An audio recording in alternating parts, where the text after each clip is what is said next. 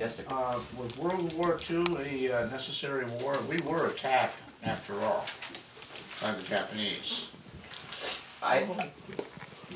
There is a complicated answer to that, in that yes, we were attacked by the Japanese, not a U.S. state, but a U.S. colonial territory where we'd overthrown a queen on the behalf of some sugar plantation owners in the middle of the Pacific, was attacked by the Japanese. And that's a crime, and it's inexcusable, and it's a war crime of aggression. It was very much desired and provoked, and because it was very much desired and provoked and foreknown by our government, it isn't the simple story that a lot of people think it is. We spent decades antagonizing the Japanese, building bases and airstrips around the Pacific, frightening the Japanese, engaging in war games in the Aleutian Islands and the middle of the Pacific Ocean. When we wanted the Japanese to come in, and you know, there's a very nice parallel between the Downing Street minutes from 2002, where Tony Blair and gang are talking about U.S. war plans for Iraq, and a meeting minutes from the same building, the same house on Downing Street with Winston Churchill and gang talking about U.S. plans to try to create an incident with Japan, which was Churchill and Roosevelt's desire for years. When we wanted this badly enough, we made sure that Japan knew that we were no longer just shipping planes and giving training and supplies to the Chinese in their war against Japan, but we're sending U.S. pilots as well. And we made sure that Japan was cut off from oil and cut off. I mean, we were selling Japan aviation fuel until shortly before this. You know, we were selling weapons to Nazi Germany as well. Selling weapons is our big thing. But we cut them off from oil and from metal. We cut off 75% of Japan's trade, which is why one of the judges at the War Tribunal in Tokyo after the war concluded that the United States had provoked Japan, which I think is a very plausible legal conclusion, which ought not to excuse Japan's attack on Pearl Harbor, ought not to be taken as to somehow imply that Japan was not an imperial monster government committing horrendous crimes in China and with desires for world conquest, but ought to be taken as a more complex understanding of the fact that our country wanted war and took steps for decades and in those immediate moments that made war more likely and other resolutions less likely. And so there will always be the question of, can a war be necessary? You know, we got into the war in Europe as well, of course, and Germany had declared war on us, but we had not been attacked. In fact, Roosevelt had used forgeries of the quality that Rove used on the uranium purchases by Iraq to claim he had a map of Nazi plans to slice up the Americas, and lied just like Woodrow Wilson did about Nazi submarine attacks on ships, which he knew perfectly well were working with British planes to attack the subs. Endless lies to get us into that thing, and we could have spent the decades prior punishing those responsible for World War I, not an entire nation. We could have been investing in nonviolence in Germany rather than making the Nazis our #1 investment in Europe. We could have told our research institutes, like, you know, there's a big one here in town, to stop investing in eugenics research in Germany. I mean, we could have done things very, very different for decades leading up to that moment. But at that moment, too, we could have said, no. I mean, when Napoleon took over Europe, we stayed the heck out of it. When World War I came, our population, up until a huge propaganda campaign, wanted to stay the heck out of it. And after World War I, Americans were more anti-war than they've ever been.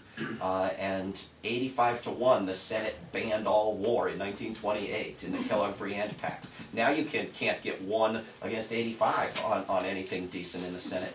And that's how intense the anti-war sentiment was. And just as the Project for the New American Century said we can't get into any Middle Eastern wars without a new Pearl Harbor, They understood then that they couldn't get into any foreign wars without the first Pearl Harbor. And they couldn't, and they needed it, and they provoked it, and they knew it was coming, and they knew it was coming to Pearl Harbor. And so when we decide to go to war in Europe and claim it's defensive because we were attacked by Japan, it's at least a little bit of a sleight of hand. We were attacked by Japan. When you try to argue that some wars are necessary, you're creating a very dangerous idea. Because when a nation is attacked, it's going to resist. It's going to resist violently or non-violently, but in one manner or another, it's going to resist. When you formalize that, when you put it into law, you create a loophole. And it's not that this was a new invention in 1928. It was traditional common law that you can have defensive wars. But that meant defending against an attack. It didn't mean going halfway around the world to some impoverished nation and bombing them flat out of defense, you know, out of the fantasy that they might someday commit suicide by attacking you or aiding terrorists. And so when Mr. Kellogg, our ambassador, won the Nobel Peace Prize for the Kellogg-Briand Pact in 1928, which 45 nations used to renounce all war, period, and which failed dramatically to prevent World War II, but was used in prosecutions after World War II. He had argued to the French ambassador, we have to simply ban all war, because if you make exceptions, if you start giving definitions for what's an aggressive war and what's an okay war, you're going to have loopholes that are going to be stretched so far that nobody's going to remember that you banned war at all. And he was absolutely right. And our Senate attached those loopholes when it ratified the treaty. And when we got the UN Charter in '45, they added another big loophole which said wars are okay if the UN okays them. And so when we go into a country like Iraq on the basis of blatant lies, seemingly intentionally transparent lies, we go to a weak nation halfway around the world and attack them, we claim that it's legal because it's defensive, and we claim that it's legal because the UN okayed it even though the UN says no we didn't. And so those loopholes have become so big that if you were to poll Americans on whether war is legal or not, I bet you a large majority would say war is legal, when the law says war is a crime with a couple very narrow exceptions. In the very back, and then up here. It's kind of leading on to it, but you know, I was against going into Iraq, etc. But when you're going to make the argument war is always a crime, you're going to have people asking, well, what, you know, how far will nonviolence go against a Hitler, a Stalin, a Mao, or a Saddam? Well, my problem is that every enemy we fight is made up into Hitler in the press. But I don't think nonviolence would have stopped the Nazi Party. And there's the other argument, even if we won't run into lies, which I think is wrong, is it justified to go to war to stop, you know, we allied with Stalin the monster to stop Hitler the monster. And you know, right now I'm bothered by the fact that Tony Blair keeps saying, Saddam Hussein was a monster, Saddam Hussein was a monster, which he was. It's just like saying my neighbor's a monster, that's why I burned down my entire block. How are you supposed to justify to someone who says we need to use violent action against violent men? You know, Hitler would have shot Gandhi. Well, for one thing, the Soviet Union had that monster in Stalin as a response to Western aggression against the Soviet Union. But, I mean, the further you go back to correct your diplomatic mistakes, the easier these questions are to resolve. But when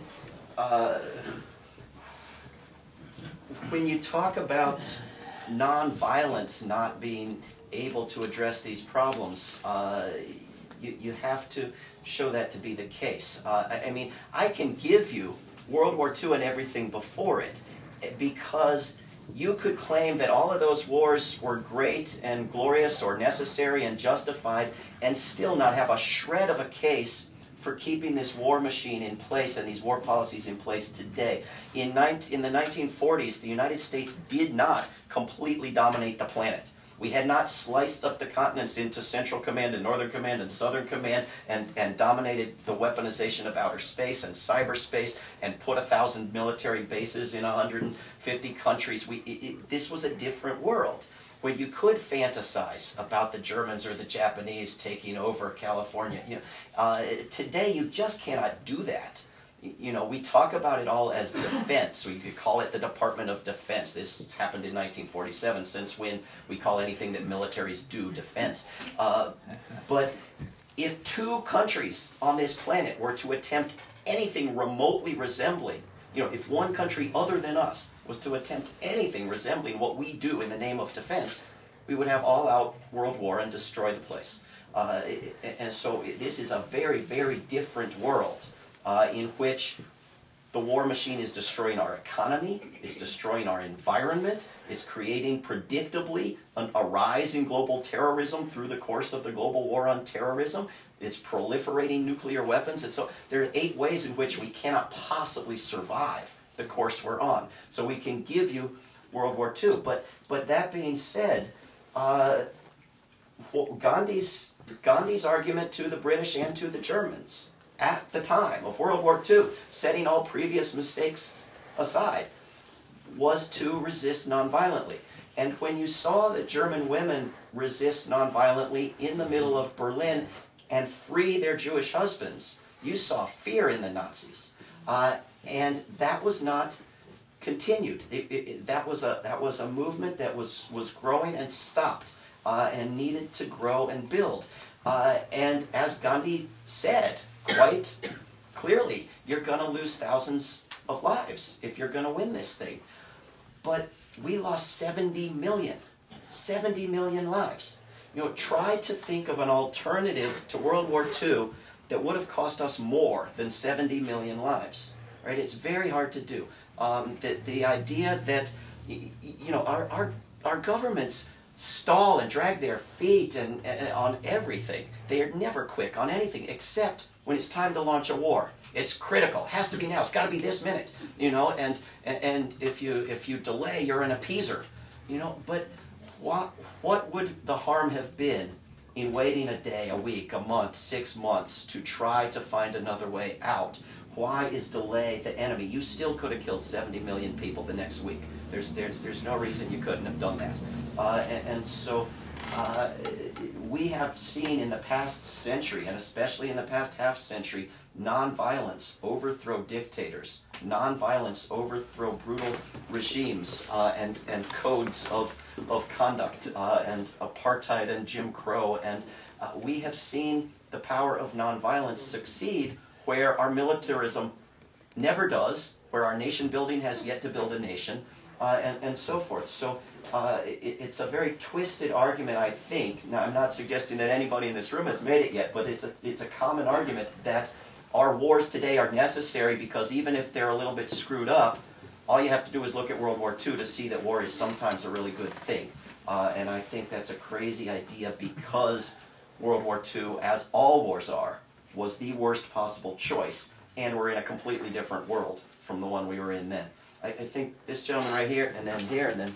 As you were describing the happiness of our president and Churchill when the Japanese attacked Pearl Harbor, it made me think, I wonder what was happening at the Center for New American Century when 9/11 happened. Did they open up the bottles of champagne? Yeah. The Project for the New American Century, which had 17 members serving in high positions in the Bush-Cheney administration, many of them were quite delighted. Many of them were talking about war on Iraq within hours of 9/11. The president was demanding evidence to tie the attacks to Iraq immediately. There was a project underway that was quite public, and the motivations were quite public, and these were in documents that were put out there for several years. The motivations and the goals of which correspond much more closely to what our government then actually did than any of the propaganda we get on TV and on the front pages repeatedly. So I suspect that there was quite a good deal of excitement. Here's our opportunity. Here's our chance. If I can just follow up on that, do you think that there was actually a plan or a tacit idea that we don't go after the hijackers, even though we knew that there was some training going on? There were the reports that they had, from the Far East, that They were training to crash airlines into buildings. You know, all that was around them. People in the know knew that that was happening, and yet the reports to the FBI that there were people training in Florida and wherever else. Among the 135 people who were getting arrested 2 days ago, chaining themselves up to the White House fence, was Colleen Rowley, who a few years ago was one of the Time Women of the Year, who worked at the FBI and who blew the whistle on everything they had known, especially in the Minnesota office that was you don't have to keep your head up forever, I'll get to you, who was ignored, and you can write off a lot of that as incompetence. I mean, there certainly is a lot of incompetence in the world. The president was also given a memo that said explicitly, just as the State Department was sent explicit memos from our ambassador in Tokyo leading up to Pearl Harbor about what was going to happen, and he ignored it. He did absolutely nothing.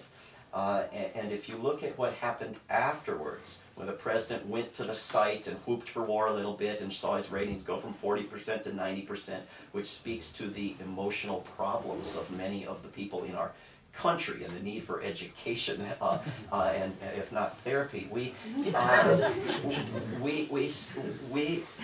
saw him use this as an excuse for war. Use a crime as an excuse not to prosecute a crime, but as an excuse for a war. The Taliban had been willing to turn bin Laden over to be tried by a third country, even without any evidence of his guilt of anything, prior to 9/11 and after 9/11.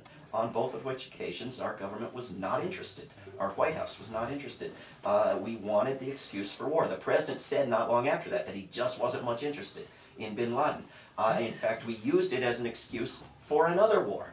Right? It's as if the bombing in Oklahoma City had happened and we had flattened Oklahoma and then flattened Oregon for good measure. You know, we wanted an excuse for war. We didn't want to prosecute the crime.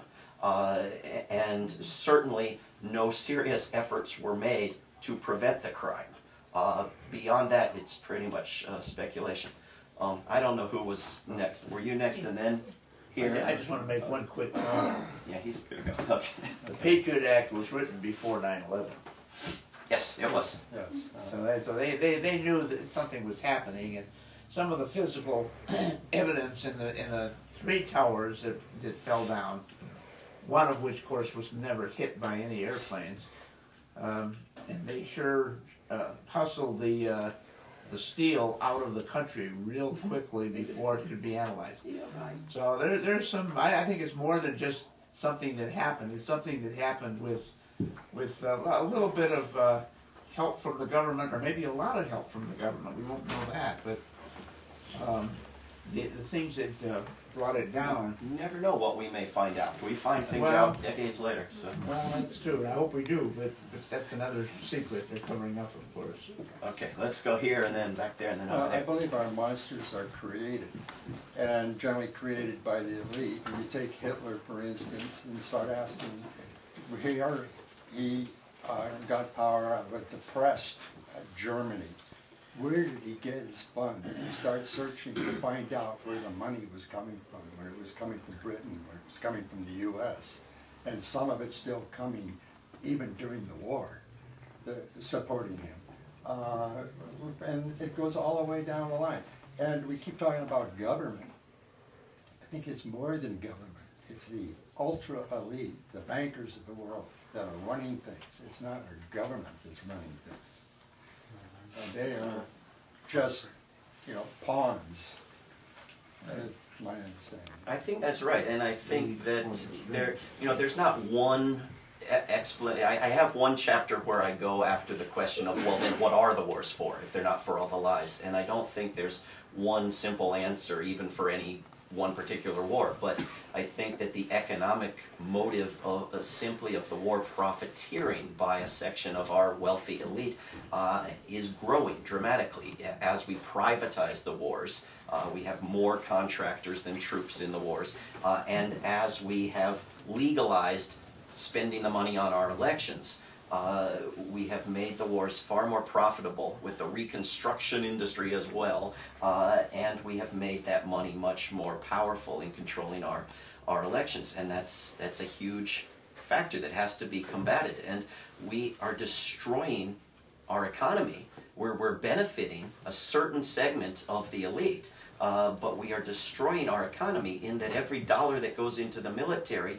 would have created more jobs and better paying jobs spent elsewhere, spent on useful things. And yet we see the military as the silver lining, as the one spot in our economy that's doing well. And we have to somehow educate people about the need to convert those jobs into non-military jobs if we're not going to destroy the whole economy for the benefit of one segment of it that has all these negative side effects as well. Yes? Well, I believe Whistling Dixie, if we think we could abolish war without a democratically structured world government. I think it's a fair point, and one that I take up in the book. If you imagine, you know, Indiana going to war with Illinois, it's just absurd. Nobody would conceive of it. And the source of the worst wars, the worst pair of events in world history, Europe, you can't imagine a war breaking out between nations within Europe now because they're unified. It's as crazy as imagining, you know, California and Oregon going to war. And it's, if we could get to the point where we had a union among all of these nations, it certainly could develop into the same thing, where it was just as outrageously absurd an idea that nations were going to attack each other. That being said, I also have a chapter that takes up the argument that war is in our genes and it's unavoidable and it's human nature and you can't get rid of it, in which I look at the fact that most human societies have not had war. And human cultures have done well without it, and nations have had it and then done away with it, and had it and restricted it. And there's no law of physics that says, you know, we must have a world government before we can stop waging war, because it's been done many times. People have stopped waging war, and we have to find the will to do it. But it does seem like the obvious best way to lock it in place would be world government, including the International Criminal Court, which this year took up the category of crimes that will be prosecuted in the future of aggression. Now, whether they will only prosecute aggression by poor African nations or include the United States in that category of trials remains to be seen. I think back here in the corner, and then there's lots more.